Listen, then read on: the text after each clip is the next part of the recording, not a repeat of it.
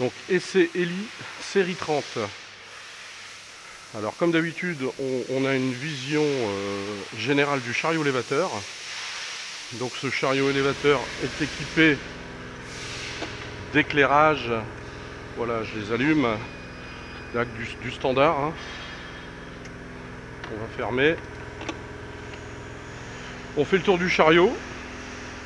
Donc c'est un chariot thermique gaz. L'arrière du chariot, le contrepoids, l'échappement, le gyrophare sur la cabine, l'éclairage arrière. Voilà, on a ici affaire à un siège baquet, donc important pour le confort et le maintien du dos du cariste. Le distributeur est équipé de 4 leviers de taille standard, le 4e étant une option pour éventuellement un équipement auxiliaire type pince ou autre. On a ici la plaque de charge et la plaque constructeur, donc ce chariot va pouvoir lever à 4700 mm. La base, la capacité nominale est de 3 tonnes et la capacité résiduelle à 4700 mm, donc 4,70 m est de 2450 kg. La partie du mât, donc mât triplex, donc on a le vérin de levée libre au milieu avec les flexibles, bon c'est du standard. Le tablier est équipé d'un dosseret de charge pour le maintien de la charge. Alors accessibilité au poste de conduite, on a cette petite poignée. Par contre vous avez la marche d'accès qui n'est pas très haute, donc c'est bien pour les petites tailles. Et il est équipé de revêtements antidérapants. Par contre elle est assez profonde, donc on ne risque pas de glisser.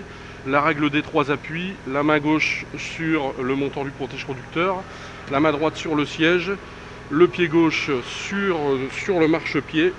On accède facilement au chariot élévateur. Voilà, mettre la ceinture de sécurité.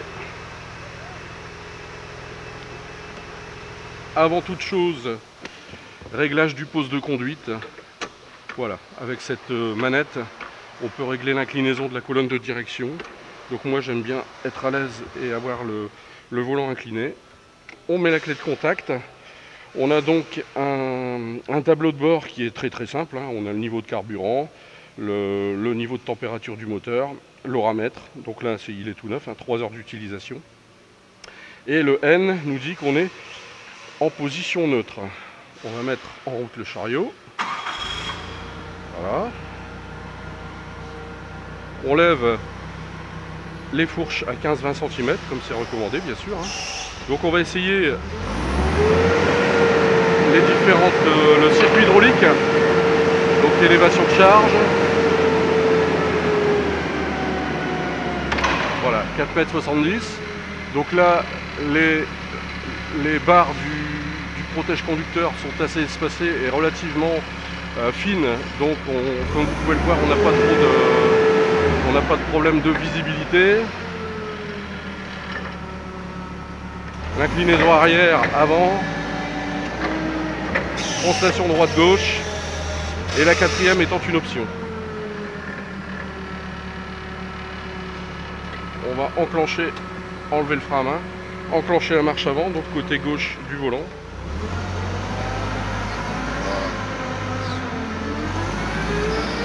On va voir un petit peu la stabilité avec un petit slalom marche avant.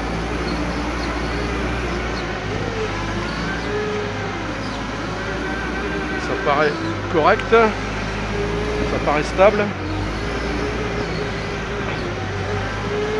Marche arrière.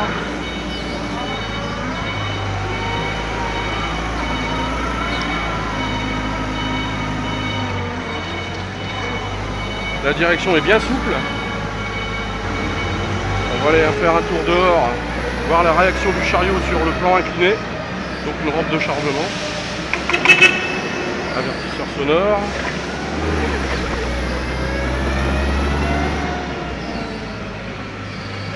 Voilà. Donc voilà la rampe de chargement.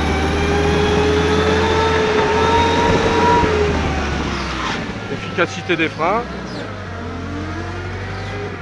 On lève les fourches pour éviter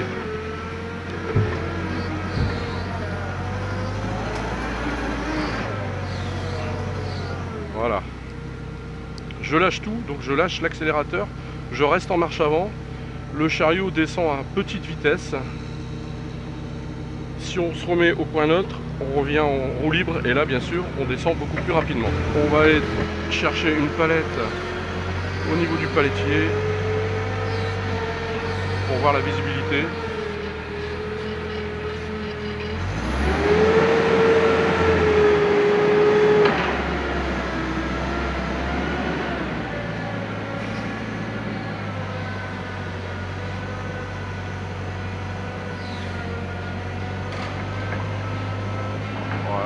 Donc la visibilité, comme vous pouvez le constater, est correcte malgré la présence du vérin de Vélibre au milieu et les flexibles. Le protège conducteur est bien espacé avec des barres relativement fines, donc ça dégage quand même le champ de vision. Donc convertisseur de couple, ça veut dire qu'il faut accélérer pour lever la fourche. Voilà, on remet la palette à sa place. Voilà, marche arrière, coup d'œil arrière avant de reculer. On va prendre une batterie qui est bien sûr nettement plus lourde pour voir la réaction du chariot avec une charge lourde.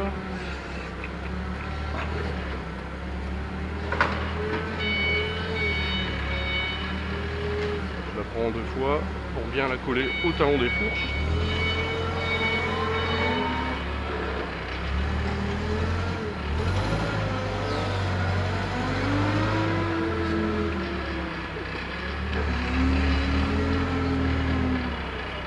Donc la batterie n'étant pas arrimée sur la palette, je peux pas aller trop vite non plus. Néanmoins, avec le poids, la direction reste très souple, pas de souci.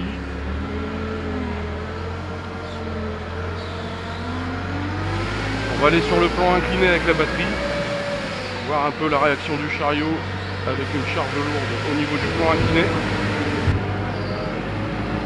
Voilà, il monte. Malgré la pluie et le revêtement glissant, il monte. Je reste en marche avant, qui descend à petite vitesse. On va repositionner la palette à sa place. Voilà, coup d'œil arrière. On va reculer. On va remettre le chariot à sa place.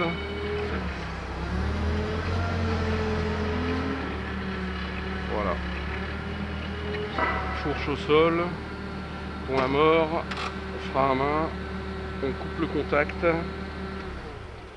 on enlève la ceinture de sécurité, la règle des 3 appuis toujours, donc main gauche sur le montant du protège conducteur, main droite sur le siège, on pivote et on descend, pas de risque de glissade.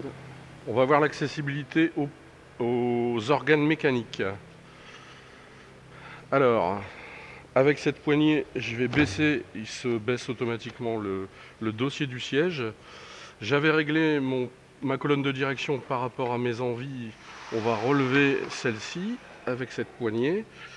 Là, vous avez une petite trappe. Voilà, sans effort, ça s'ouvre tout seul. Et là, on a un champ relativement bien dégagé. Hein, vous avez la batterie, les filtres, le moteur en lui-même. Donc voilà, au niveau d'accessibilité, on n'a pas de souci. Hein, on peut regarder. Voilà. Très très bien. On a la place. Jauge d'huile. Ici, le liquide de frein qui est ici sur le tableau de bord. Les différents filtres. Voilà. Et pour rebaisser, pour refermer le capot, c'est aussi simple. Hein. On abaisse tout doucement, il se claque tout seul.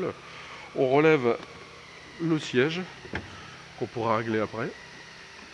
Et la colonne de direction. Voilà.